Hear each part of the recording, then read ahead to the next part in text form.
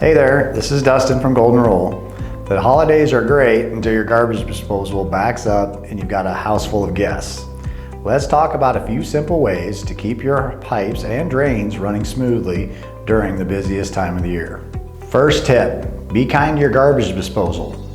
I know it's tempting to shove everything down there, especially when you're in a rush. But things like grease, potato peels, and bones can really mess up your system.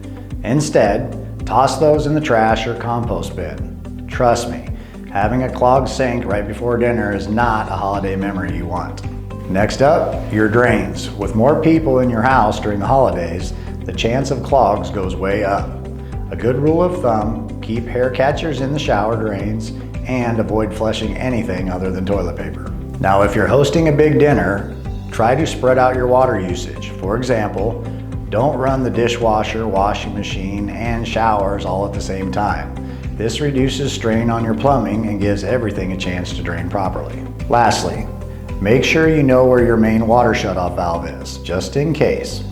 If something does go wrong, turning off your water quickly can save you from a much bigger mess.